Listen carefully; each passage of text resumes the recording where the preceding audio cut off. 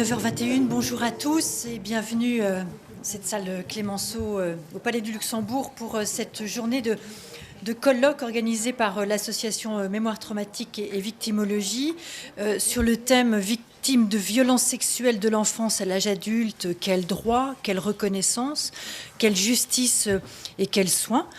Sans plus attendre, je vous propose d'entendre Muriel Salmona. Alors bonjour à toutes et tous, je suis vraiment très heureuse de vous accueillir, très heureuse de la présence de Madame la Ministre Laurence Rossignol qui nous a fait l'honneur d'être là, du docteur Désiré Alometti qui est venu de RDC pour vraiment nous faire partager son expérience et nous soutenir et soutenir aussi les prises en charge de victimes de violences sexuelles. Madame Michèle Barzac de l'UNICEF, parce que l'UNICEF nous a soutenus tout au long de cette enquête et pour ce colloque. Donc je tiens vraiment à les remercier infiniment. Et puis je tenais aussi à remercier tous les intervenants qui vont venir nous faire partager leur expertise, que nous allons avoir énormément de plaisir à entendre. Et je pense qu'il en sortira beaucoup de choses qui pourront vraiment faire bouger tout ce qui entoure la prise en charge, l'accompagnement, le respect des droits des victimes de violences sexuelles. Et je tenais particulièrement à remercier toutes les personnes victimes de violences sexuelles qui ont répondu au questionnaire. Ce questionnaire de plus de 180 questions était très long à répondre. Pour y répondre, elles ont mis souvent plus de 3 heures, voire plusieurs jours, voire parfois pour certaines plusieurs semaines.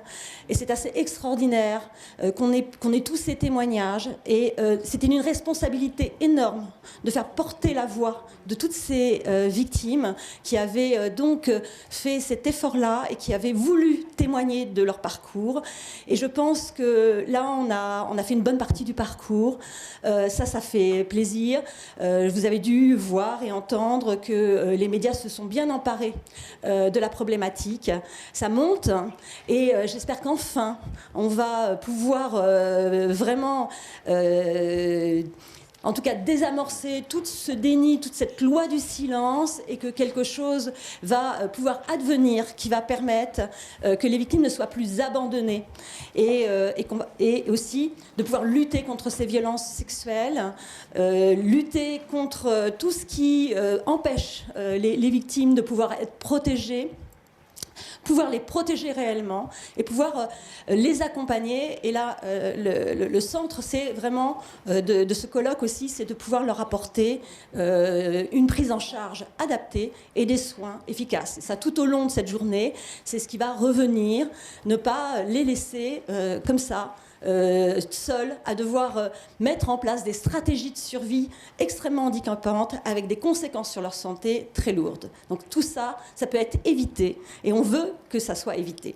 Alors je vais donner la parole à Madame la Ministre Laurence Rossignol.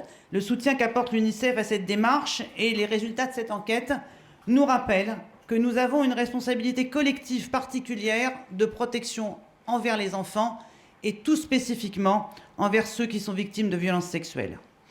Alors, on ne peut pas traiter les violences sexuelles comme une accumulation de faits divers ordinaires. Les violences sexuelles sont un fait social et il appelle en tant que fait social des réponses individuelles et collectives. On estime que 154 000 mineurs sont victimes de viols et de tentatives de viol. Votre enquête qui vient compléter notre connaissance de ce phénomène nous dit que 81% des victimes que vous avez interrogées ont subi les premières violences avant l'âge de 18 ans, 51% avant 11 ans et 23% avant 6 ans. Et il est fort probable que ces chiffres, qui sont des estimations, soient en deçà des réalités. Pourquoi n'avons-nous que des estimations ? D'abord parce qu'il pèse sur les violences sexuelles un malaise et un lourd non-dit collectif, une difficulté à nommer l'agression, une difficulté pour les victimes à faire savoir leur agression et une difficulté à les reconnaître. C'est, certes, on pourra me dire, le cas de toutes les maltraitances, mais c'est encore plus vrai pour celle-ci. On touche ici au très intime de l'intime. Et notons quand même le paradoxe, alors que nos sociétés réduisent de plus en plus l'intimité à une peau de chagrin, que nos enfants exposent, pour ne pas dire exhibent, une grande partie de leur intimité sur les réseaux sociaux, les violences sexuelles demeurent une part de l'intime qui est voilée. Au traumatisme de l'agression s'ajoute pour les victimes souvent la honte, la culpabilité, des sentiments amplifiés quand elles ont à s'expliquer, à se justifier, alors que c'est déjà si difficile de parler. Mais avant de revenir sur l'action publique contre les violences sexuelles, peut-être quelques mots pour essayer de comprendre.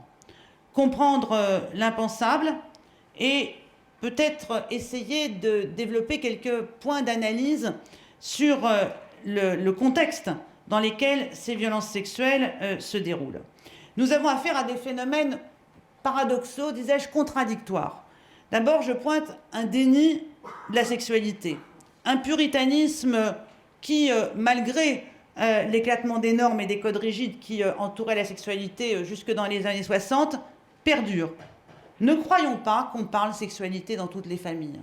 Ne croyons pas que dans toutes les familles, on arme les enfants à se défendre contre les agresseurs.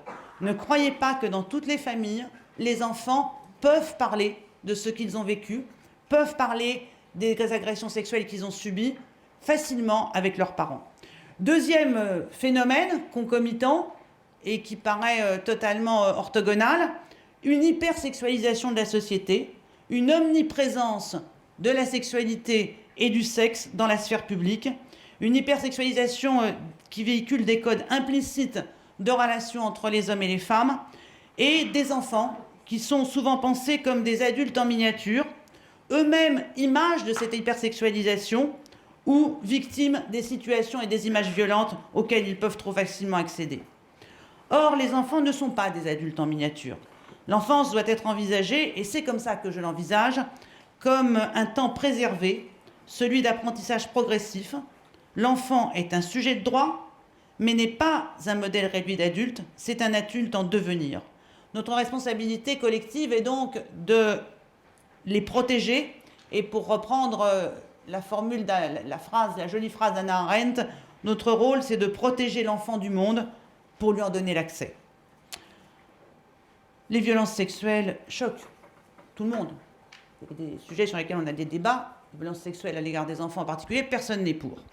Et pourtant, malgré cette évidence consensuelle, les enfants demeurent des victimes de violences. Il y a sur ce sujet un indicible, quelque chose qui est fondamentalement dérangeant, l'inconcevable, l'impossibilité à se représenter. Et je dresse effectivement le même constat que le vôtre, celui du déni. Ce que nous disent les acteurs de terrain, encore trop souvent, c'est que lorsqu'un enfant dit à un adulte, avec ces mots, qu'il a subi des gestes qui l'ont dérangé, qui l'ont perturbé, il n'est encore pas rare, malheureusement, que la réaction de l'adulte soit de dire « Mais qu'est-ce que tu racontes comme bêtises ?» Après, l'enfant n'en parlera plus puisque ce sont des bêtises. Il faut dire qu'il y a de nombreux freins à la reconnaissance de la parole de l'enfant, car c'est bien la question de la parole de l'enfant qui est au centre des politiques de prévention et de réparation. Et qu'en termes de place de l'enfant, notre société vient de loin.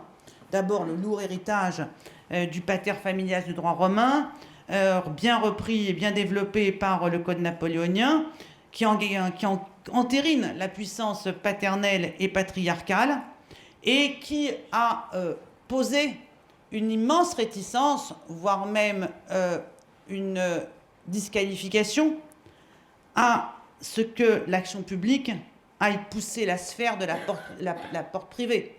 Ce qui se passe dans la famille a très longtemps été considéré comme relevant que de la famille. Ensuite, nous avons dans les représentations qui ne nous aident pas une idée. On aimerait tous que cette idée soit la réalité, selon laquelle la famille est naturellement bonne et protectrice. Et il est difficile de la concevoir autrement que bonne et protectrice. Pour autant, si elle l'était aussi systématiquement, comment expliquer que sur les 1200 personnes qui ont répondu à votre enquête, un enfant sur deux ait été victime d'une agression sexuelle par un membre de sa famille? Donc, pour les enfants les plus vulnérables, le monde demeure un labyrinthe peuplé de monstres et sans endroit pour se cacher. Face à ces constats qu'il faut nommer et assumer, face au malaise, face aux non-dits qui entourent les violences sexuelles, qu'elles soient commises par des adultes sur des adultes, ou sur des enfants, les politiques publiques ne sont pour autant ni ignorantes, ni indifférentes, et j'espère qu'elles ne sont pas non plus impuissantes. Je ne vous ferai pas l'affront d'un résumé détaillé de l'histoire récente des droits des femmes, car au vu de la très grande proportion d'hommes auteurs de violences sexuelles, les deux sont intimement liés. Et je vous rappellerai la phrase du juge Durand que vous recevrez, je crois, cet après-midi, qui dit que protéger l'enfant, protéger la mère, c'est protéger l'enfant. Mais je voudrais quand même, pour m'inscrire en faux contre cette idée des pouvoirs publics qui seraient inutiles, inopérants, indifférents, rappeler quand même que nous avons, au cours des 40 dernières années, parcouru un long chemin sur la question des violences sexuelles. D'abord par la criminalisation du viol. J'ai moi-même manifesté, quand j'étais jeune, pour la criminalisation du viol.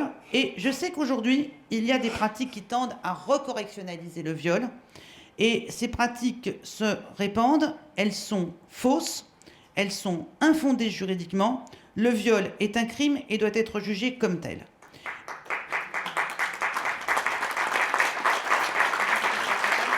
Un petit rappel rapide.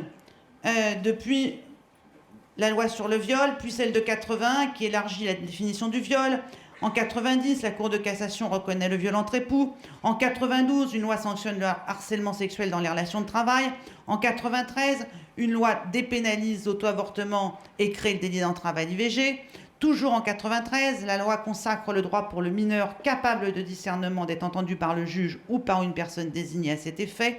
2004, la loi relative au divorce, protection du conjoint victime de violences.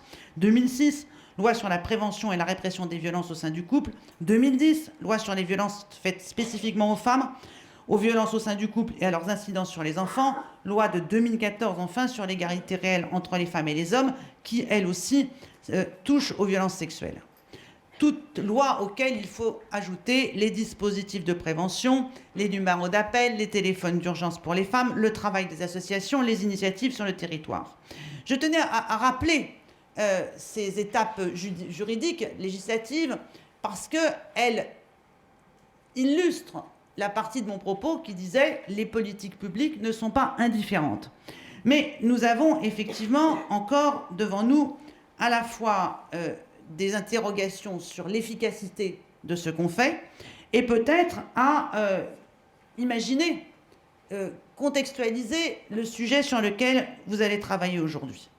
Il y a, je crois, une plus grande réceptivité sur ces sujets aujourd'hui. À force que nous en parlions, nous les femmes, nous les féministes, les associations, effectivement, au bout d'une quarantaine d'années de conviction, nous commençons à pouvoir évaluer que nous n'avons pas parlé dans le vide.